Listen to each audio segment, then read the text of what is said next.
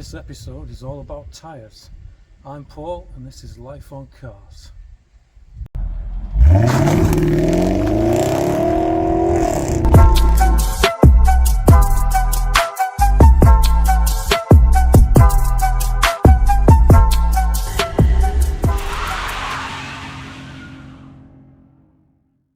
Today's video, I just want to talk a bit about tyres. It's a fascinating topic. I'm back in the Audi today. As you can see, it's a lovely summer's day here, 14th of August, and it's chucking it down with rain and it's quite cool again. And I've got to do a trip for work down to Birmingham in the Audi. But one thing that I never worry about when I'm driving this car is the grip from the tyres. This vehicle is currently running Michelin Pilot Sport 5s, the latest Michelin Pilot tyre. So I want to talk about that a bit in a minute, but generally the topic of tyres. Now, my experience of tyres is, it goes back a long way. The garage I used to work with when I was a technician, the garage started to sell tyres and repair tyres. So all the technicians, including me, got trained up to do tyre fitting. And then later on in life, when I moved into the education side of the motor trade, even now I'm still involved in the training of tyre technicians and all that entails. And for that reason, I've had to keep up with the technology that's all around tyres. And this last 10 years has really seen massive steps forward with tyre technology. And then obviously as vehicles are changing as well, so electric vehicles are coming along and they need a different type of tyre, or they need a tyre that can take the weight of the vehicle, because electric vehicles are quite heavy, and also the tyre needs to have different noise characteristics because of the EVs being a lot quieter than a conventional car. So honestly, it's a fascinating topic and I certainly can't cover it off in this one video, but I just wanted to talk to you about my experience of running vehicles with different types of tyres. But I'll admit straight away, I'm a bit of a fan of Michelin. My dad did a spell for Michelin when he was a young man in Stoke-on-Trent at the factory there, and I've been back there myself recently and done some training. And yes, I do like Michelin tyres. Michelin tyres for me are probably right up there at the top for the quality and the handling, the grip, especially, like I say, the latest versions like the Pilot Sport. Now this Audi, about 10,000 miles ago, I had to get a new set of tyres on it due to wear. The original Bridgestones were finished, and it ended up getting Michelin Pilot Sport 5s on it, which like I say, are the latest tyre, and they're an incredible tyre. The confidence that they inspire in the wet is unbelievable. But I just think the general public, you tend to find that they're not very well informed about tyres. You quite often, if you're in a tyre depot, a customer will come in and they'll be given they'll tell the receptionist what type of vehicle they've got, and then they'll be given the options, and 9 times out of 10 the customer will say, I'll have the cheapest tyres, I'll have the budget tyres. And they've not really given it much thought. They've not maybe thought about the sort of journeys that they do, whether they do a lot of motorway driving, whether it's a high performance car, whatever. They just say, I'll have the cheapest ones. And it frustrates me that a bit, because maybe if they did a bit of research, they'd maybe think about getting a more of a premium brand of tyre fitted to the vehicle. It might even be more cost effective in the long run. So currently my Jaguar XK, that's running on Michelin Pilot Sport 4s. I'll just show you a picture of that quickly.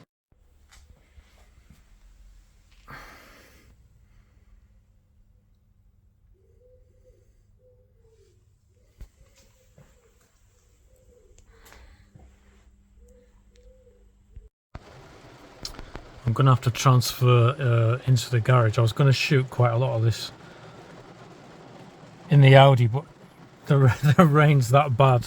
It's bouncing and it's quite noisy, so I'll just pop into the garage.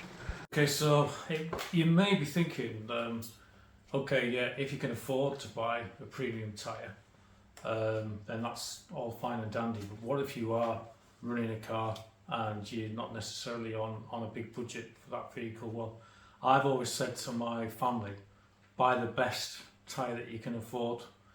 There is a really confusing range of tyres on the market now. There's tyres from all over the world. A lot of tyres from the Far East, China, Taiwan. There's tyres from Japan. There's big tyre manufacturers like Michelin, Pirelli, Continental.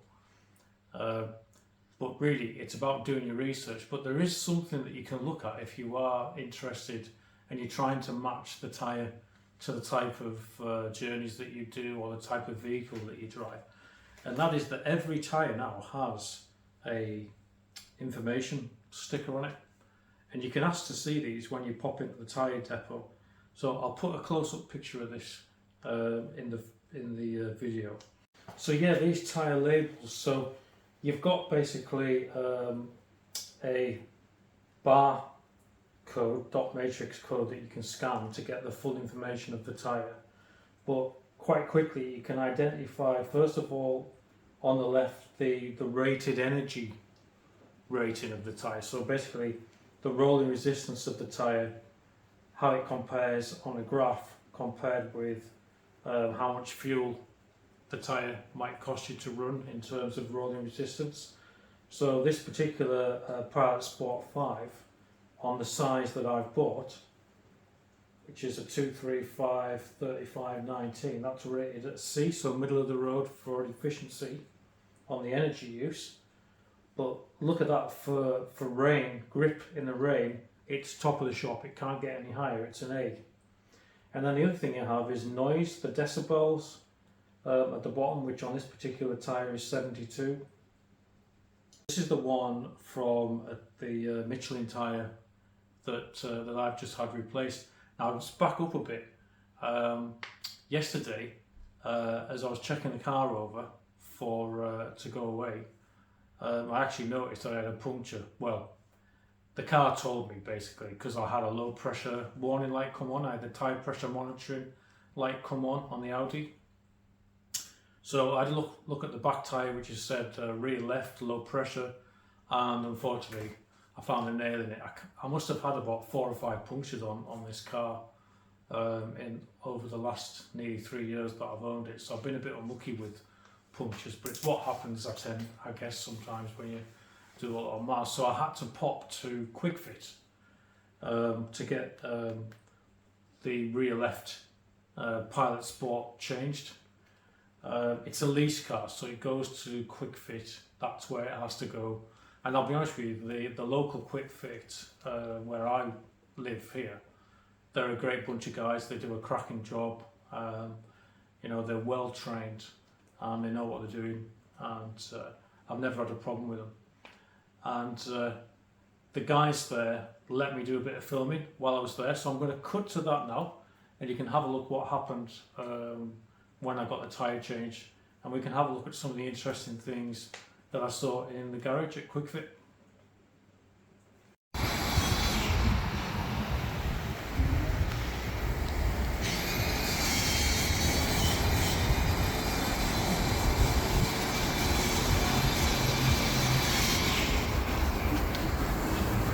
Looks like I've got a screw in there and another one here, and because they're on the outer edge, then they're too close to the edge for a repair. It's illegal in the UK to repair a tyre that's been punctured in this area.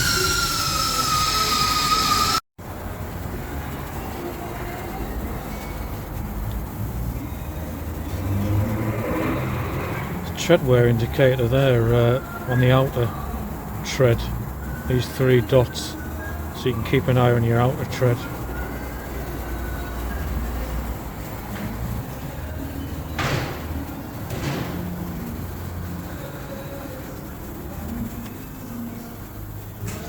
Yeah, so it's the latest tyre.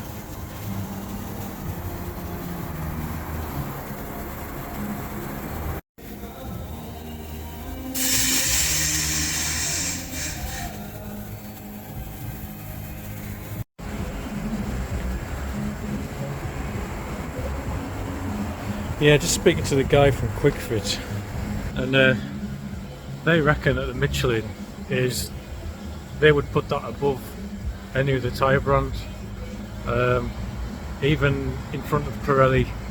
They did mention Pirelli is a really good tyre, and Continental was mentioned, but I've just been chatting to the lads in here. But above all that, they rate the Michelin as being the best. But one of the ones that they've just spoken about is the Cross Climate. Apparently the Cross Climate is a fantastic all-rounder for Great Britain, or places where the weather can change. So if you live up in Scotland and you're getting snow, or more chance of snow in the winter, then the Cross Climate. So we'll have a look at one of them.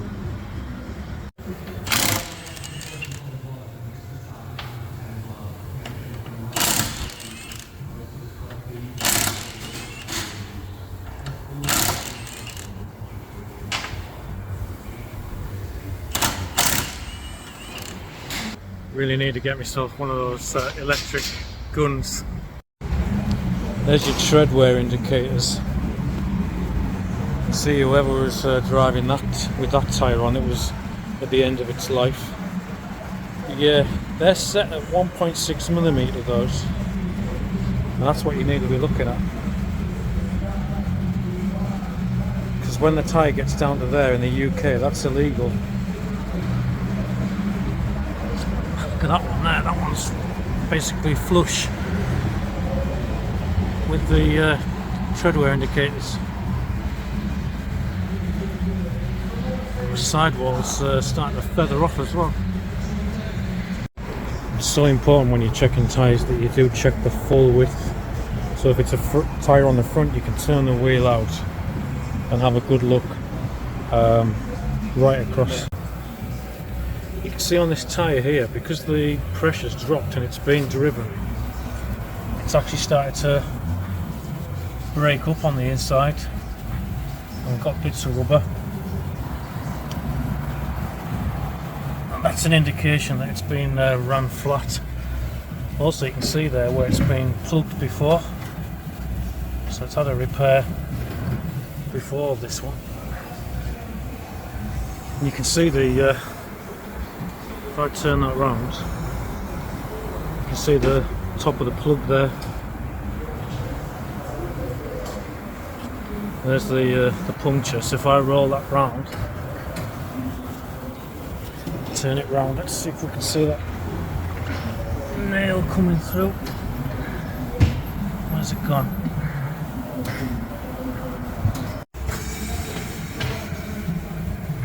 Ah, look. Straight through the carcass.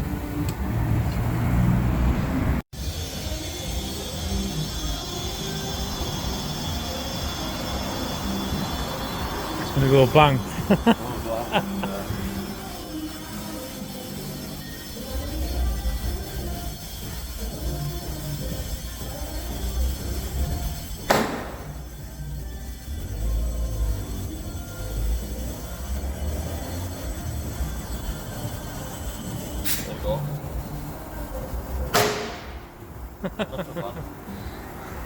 Grip on it, Yeah. these ones. Like I said, I've been absolutely blown away with these tyres, with the performance. Like in the wet, they're unbelievable. Oh yeah, You just don't feel any lack of confidence at all. Oh no, no.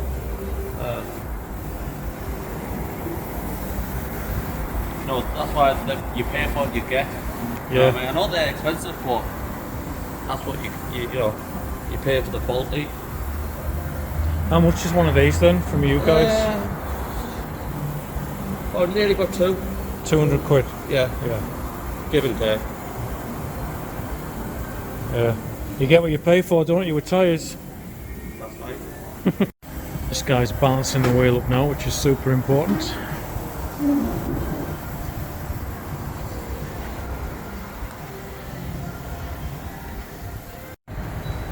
We do another one, you know, for insurance, you know, with the fleet company as well. We do like 28 days. Back from the insurance. Can you? Yeah, yeah. Super, super top quality.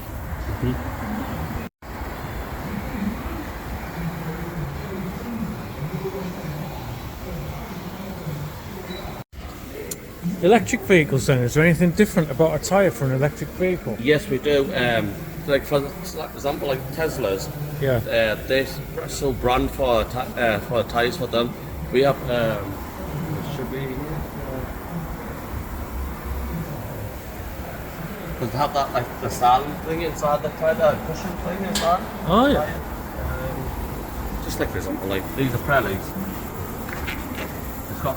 Oh, like is that what that is? It's Yeah. like a cushion, make it sounds a bit more silent on the tyres. all right. Oh, so the decibel rating would be quite low then, Yeah. maybe. So what's that say? 69. But some of them. Compared to something that maybe doesn't have. I mean, that's another pilot sport. It's probably quite good. Like Yeah. 70. Yeah. I have seen that before, and I've often wondered. So, is that mainly you find that for electric vehicles, do you? On most of them, yes. Wow, it's interesting, isn't it?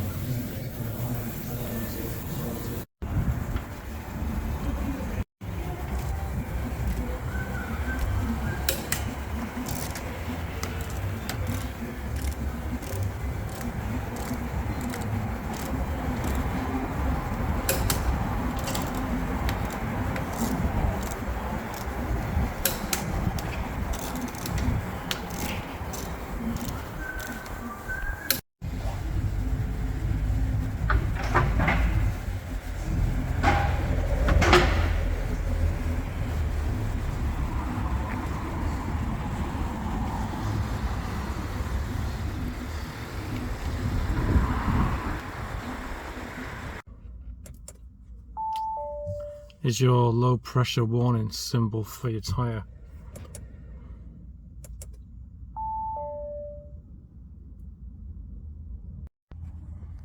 And then on the Audi, whenever you've done any tyre adjustments, any pressure adjustments, you've got to go into car, service and settings, scroll down, and you've got the tyre pressure setting. Sorry, just put the ignition on. Tyre pressure loss indicator. So you click on that, and then you store your pressures, and then it remembers the pressures that are currently at in the tyres. So yeah, it's a bit of a lifesaver, these tyre pressure monitors, because I could have ended up driving along with a flat tyre and potentially had a blowout the other day. I just want to expand on something I said a bit earlier, which was buy the best tyres you can afford. So what do I actually mean by that? Well, I've just been thinking about that while I've been driving to Birmingham. So if you think about all the modern technology that's on a car, in terms of lane assistance, ABS, traction control, emergency braking, all that, none of that really matters if you've got poor tyres on the vehicle. You've got 4 contact points between you and the road. It doesn't matter what technology is on the car. Those tyres are super important, and there are a lot of, I'm not going to name manufacturers, but there are a lot of manufacturers that don't have the history. You know, they may have only been going for a couple of years, and a lot of these tyres are coming into the UK. And if you think about a manufacturer that's maybe fairly new to the market, maybe less than 5 years, compared to someone like, you know, your Michelins, your Dunlops, your Pirellis, your Continentals, those guys have been at it for a long time. not just on light vehicles, on heavy vehicles as well, and buses and coaches. And just think of the R&D, the research and development that's gone into all the technical know-how on those tyres and the way that they manufacture and test the tyres. So yeah, you know, there are some, and I've seen some tyres which, you know, brand new tyres, certainly get you through an MOT, but in heavy rain or on a slippy roundabout, they might not be very good. You know, some of these tyres are basically they're almost like copies, really. I've seen even tread patterns copied on some of these tyres. I've even seen some of them that they've taken a name like Goodrich, and then they've put a spin on it, and the name, the make of the tyre actually sounds like a well-known make, but they've changed a few letters in the name of the tyre to try and almost like trick people into thinking that that's a good quality tyre. But yeah, I mean, you can always speak to your local tyre depot and ask their opinion on what's a good make. And places like Kwik Fit and some other well-established tyre retailers, they won't sell you anything that's not quite well rated anyway, you know. So if you ask for a budget tyre from them, you're probably going to get something that's reasonable. But you know, it is worth doing your homework, it really is, for tyres. Anyway, I just thought I'd get that off my chest. And I don't know, oh, the other thing I wanted to mention is I'm totally against Part 1 tyres. I know some people still buy Part 1 tyres. I would stay well away from a Part 1 tyre. You don't know the history of it, you don't know why that tyre was removed from the vehicle,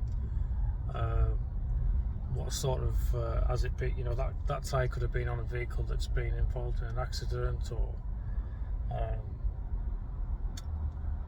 there's just too many unknowns with a Part 1 tyre. You might as well spend a few extra pounds and get to be honest, I'd actually recommend a cheap new tyre over a Part 1. So yeah,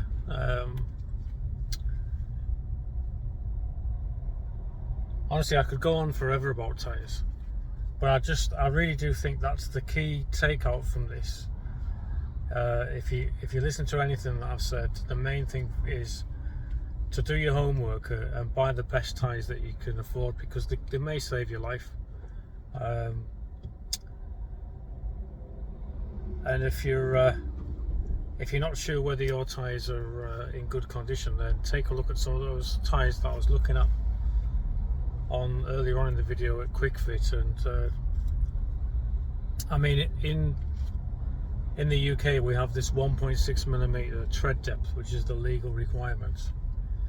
But I'm being honest with you, from what I know,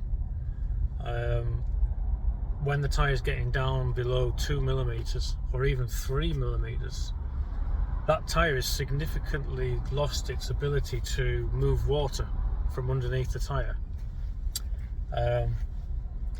which is the main function of the tread. The tread is there to move water from underneath the tyres so that you don't aquaplane. Aquaplane is when water gets underneath the tyre and the tyre can't disperse it, and the tyre actually lifts off the ground in severe wet weather conditions.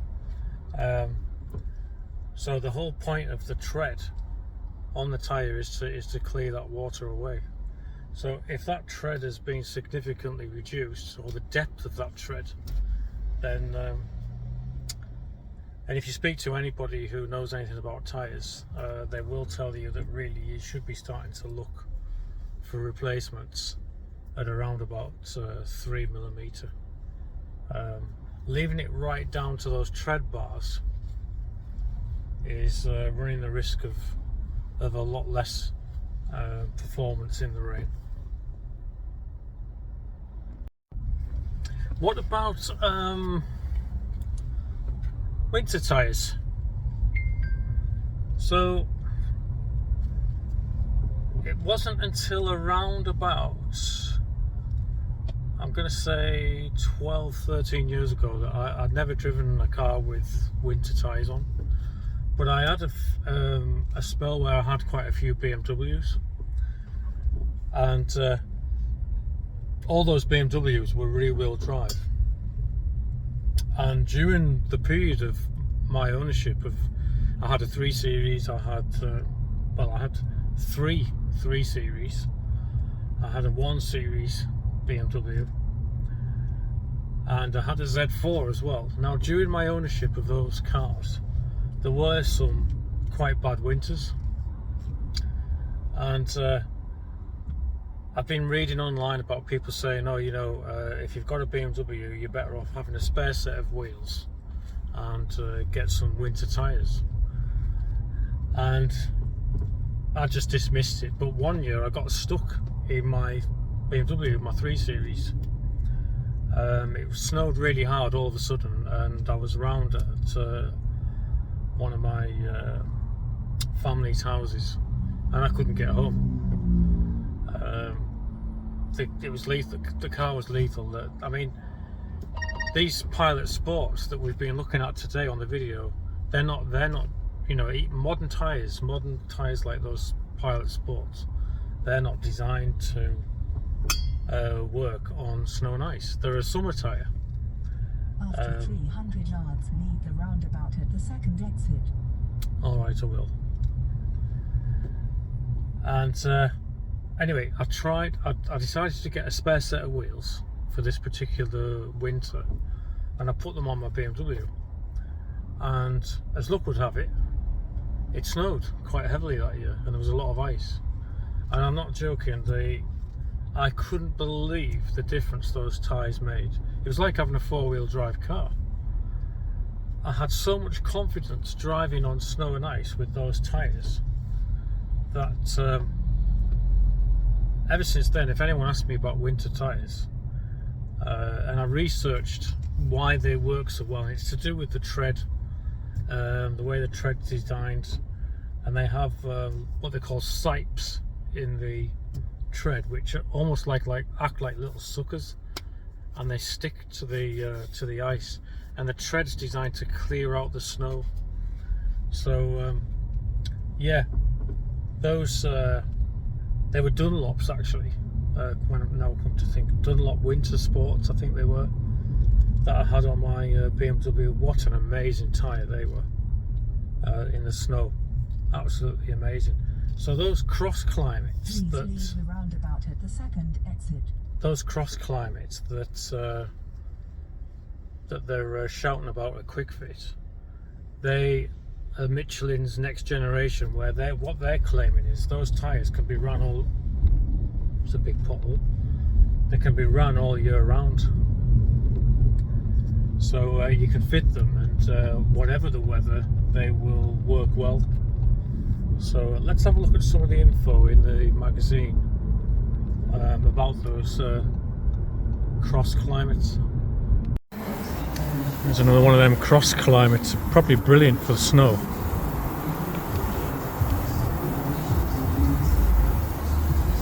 There's a cross climate or all weather symbol. Thermal adaptive compound. Yeah, that's what I mentioned in the video. A lot of summer tyres, they stop working at about 7 degrees C, and winter tyres, or these all season ones, they use a different compound which works at lower temperatures. Looks like they make a cross climate for normal cars, SUVs, and even motorhomes. So you can travel all year round in safety. Vans as well.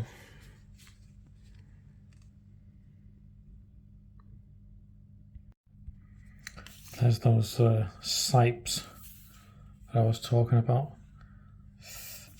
So those tiny little cuts in the block there, they act to like a clawing effect on the ice and snow and wet roads. Well guys, I really hope you found that interesting. If you did, give us a thumbs up. If you're new to the channel, have a look around, maybe give us a subscribe, that would be great. And I'll see you all very soon on Life on Cars. Take care now.